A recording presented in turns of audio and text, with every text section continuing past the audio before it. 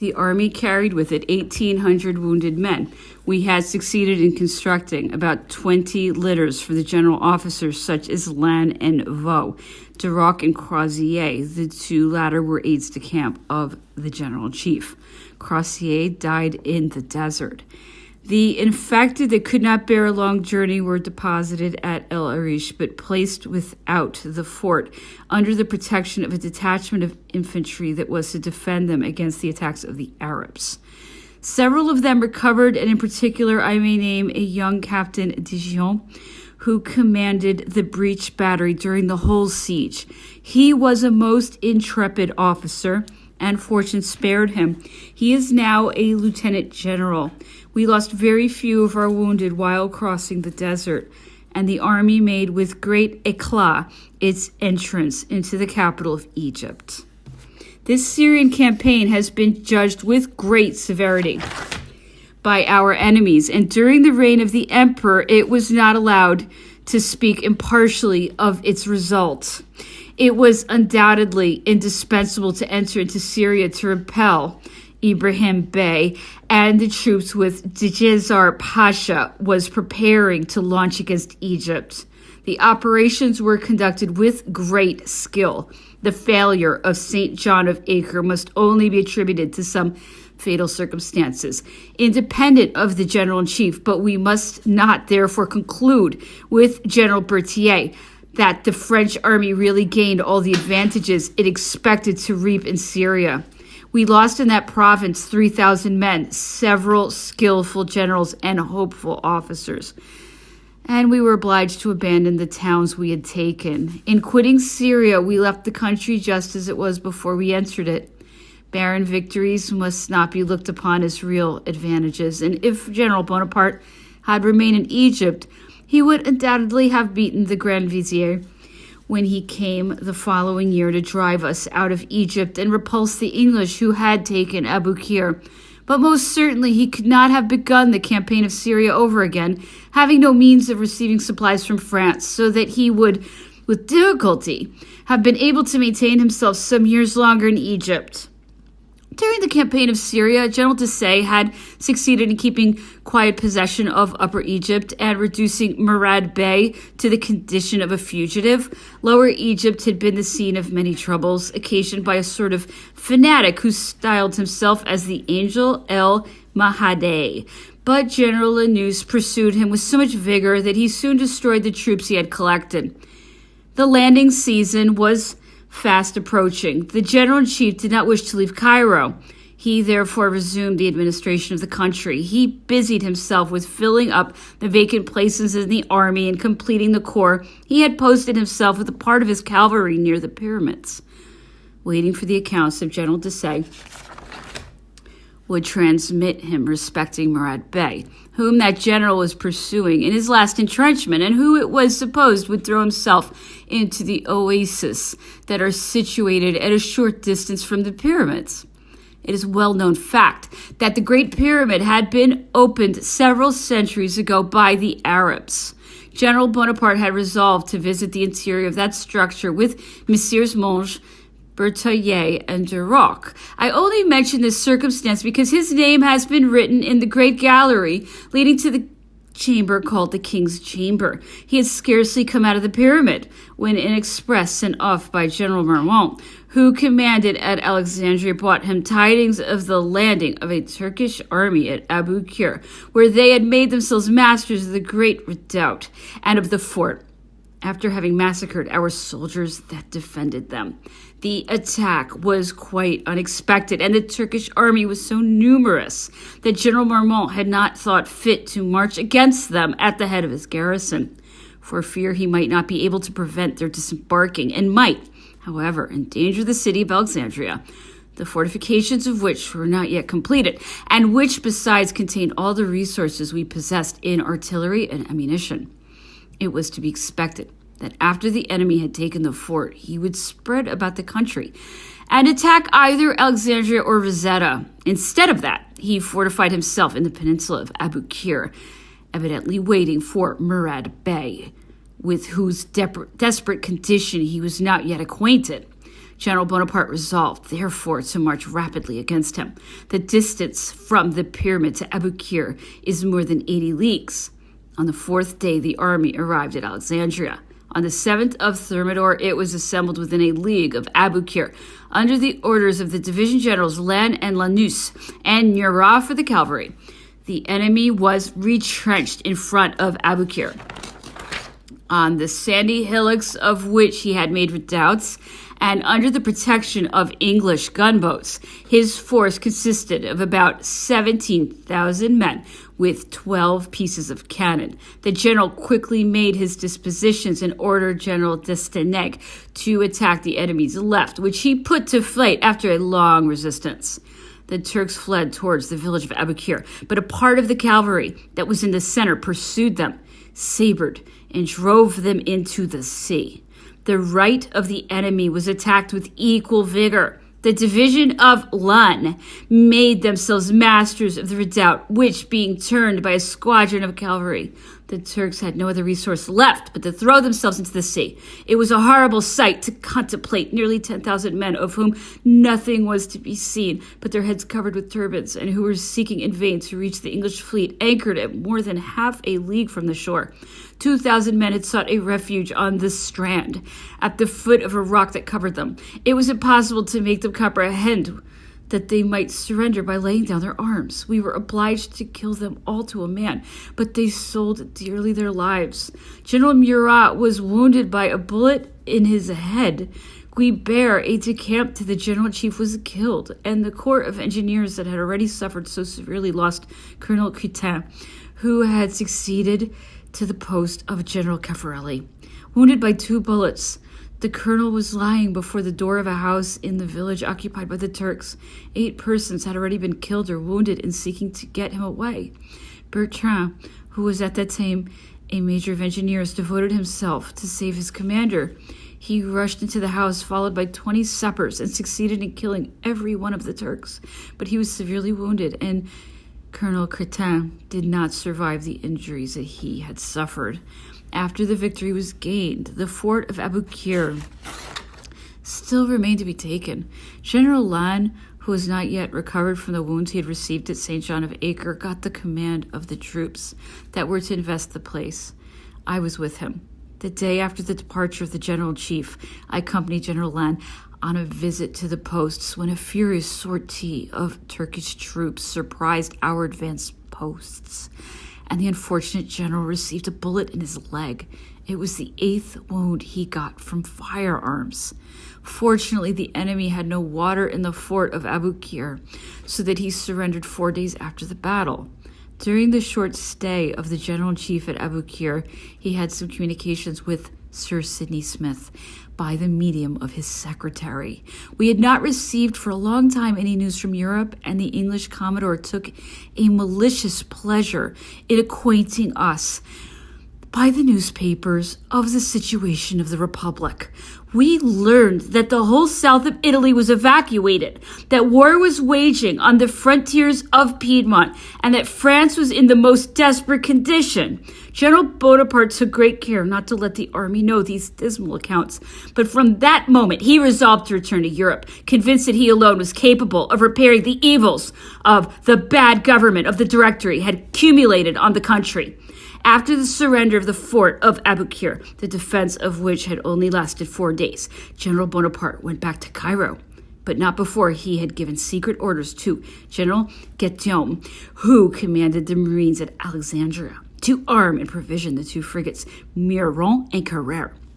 He then spread the report that he was going to travel to Upper Egypt, but that he would perhaps first take a trip to the Delta. The news of his intended journey put everybody on the alert in the expectation of receiving his praises. He spent a fortnight in regulating once more the administration of Egypt, provisioning its strong places, and writing to the Grand Vizier. And when all his measures were duly taken, he went down the Nile again, after having appointed General Kleber to meet him in Alexandria, that he might deliver over the command into his hands. But that general not having arrived in time, his dispatches were sent to him. And at 10 o'clock at night, the general-in-chief, accompanied by his staff and leaving his horses on the shore, embarked on board the Muron. He took with him Generals Berthier and Cantillon, Messieurs Monge and Berthier, and his aides-de-camp, Eugène Beauharnais, Duroc, Merlin, and his private secretary. In the frigate Carrère went General Lannes and Murat, both wounded, Marmont, Monsieur Denon, Castat, and Percival Grandmaison. The scientific commission had been for some months in Upper Egypt. Our passage presented many difficulties. The secretary of Sir Sidney Smith, in a conversation with me, had allowed the observation to escape that there was a great advantage in blockading out of sight. We were therefore to expect that we should find the English commodore in our way. In that case, the frigate Carrère had received orders to engage so as to give the Muron time to escape, but both the frigates were Venetian-built ships and very bad sailors. It became therefore necessary to make use of some stratagem to avoid being seen. General Cantillon thought the best way would be to run for 30 days along the flat shores of Africa where no ships reconnoitre, and to make short tacks of half a league without ever standing far out to sea. The time appeared very long to us all, for it would have been imprudent to keep a light at night, so that we were obliged to go to bed with the sun. Our days were spent in reading or discussing various topics. The inexhaustible information of our two learned traveling companions filled up our time in a very agreeable manner. Plutarch frequently came to our assistance, and sometimes during our long evenings, the general-in-chief would tell us ghost stories, in which he was very clever. The situation of France and the future state of the country were often the subjects of his reflections. He never mentioned the government of the Directory, but with a degree of severity that savored of contempt. In the meanwhile, his conversation never betrayed what he intended to do, though some words that escaped him, some musings, and some indirect insinuations gave a wide scope to our surmises. His administration in Egypt had been pure, his operations full of genius. But was that enough to clear him in the eyes of a government that feared him and was far from wishing him well? He would be obliged to make war. But could he submit to the plans of a government deprived of military knowledge that might place him in an awkward position and give his rivals means of success which they would refuse to allow him? These different ideas made him very thoughtful. At last, the east wind began to blow in a constant manner. We passed Cape Bone during the night, and we arrived speedily at Ajaccio. This little town is the birthplace of the general-in-chief. He had left it 8 years before, when he was only a captain of artillery. At the sight of this place, his heart was deeply affected. Coming from Egypt, where the plague still prevailed, it was impossible for us to enter the port. The inhabitants, surprised to see the admiral's flag hoisted on the mainmast, rushed towards the shore. But when they learned that their illustrious countryman was on board, his old friends and relations threw themselves into a number of boats and came on board the frigate and broke through the quarantine. There was, however, no great danger, for after 44 days' navigation, we had not one sick person on board. Among the crowd that was bustling round the state cabin, there was an old woman dressed in black who continually held up her hands to the general, saying, "Caro figlio," without being able to attract his attention, unless he perceived her and cried out, "Madre!" It was his nurse, who is still living at the moment I write this. The general-in-chief learned here, though in a confused manner, what had happened in France during his absence. Italy was lost, and Messina continued fighting like a lion in Switzerland. In the interior, the confusion had been great. Trialhar and Merlin were no longer members of the Directory. Their places were occupied by the lawyer Groyer and General Moulin. On hearing the latter name, the general-in-chief turned to Berthier and said, "Who is this General Moulin? I never heard his name mentioned before," answered Berthier. General Bonaparte put the same question to all of us and received the same answer. That man's nomination caused him to reflect deeply. Astonished not to see any of the authorities from the land, he soon learned that the members of the municipality and those of the departmental directory had sent each other to prison. The commissary of the government, a stranger to the country, was sole master in that state of confusion.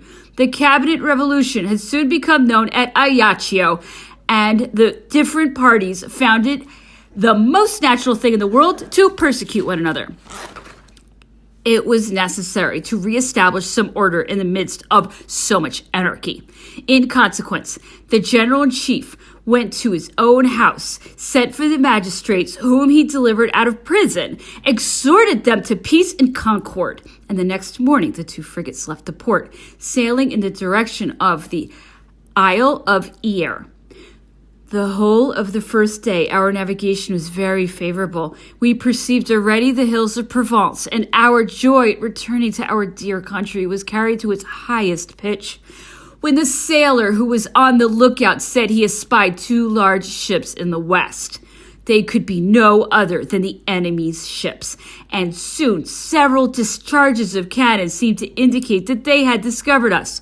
The general-in-chief called a council, and the universal opinion, even that of the admiral, was that General Bonaparte had nothing else to do than to throw himself into postboat that accompanied us and return to Ajaccio.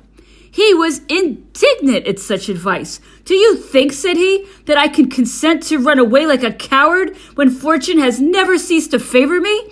Let us continue our course. My destiny is not to be taken and die here."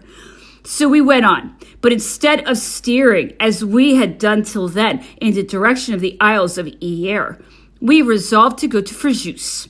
The general-in-chief had judged rightly. The enemy, whom we distinguished with facility, because they were under the setting sun, could not perceive us because we were in the shade. After standing on the whole night, the two frigates reached the road of Fréjus. The sanitary establishment was situated at about a quarter of a league from the town. An officer of the frigate went towards the shore in a boat. We distinguished him perfectly well. Some men came to meet him, but after a few minutes we perceived a great confusion. Some of the people ran towards the town, and soon after, the strand was covered with an immense multitude of persons. The boats were filled, and, as at Ajaccio, a number of men rushed on board of the ship through the portholes.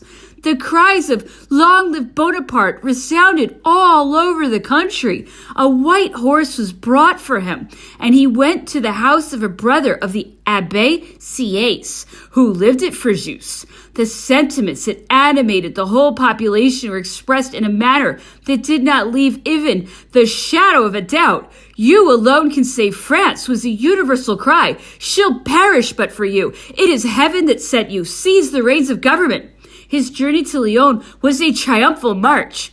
We arrived in the city at 7 o'clock in the morning. His having landed was already known, and his arrival wished for with an ardor impossible to describe. Lyon was still famous for its antipathy to the Republican government, and we imagined that the general would not stop.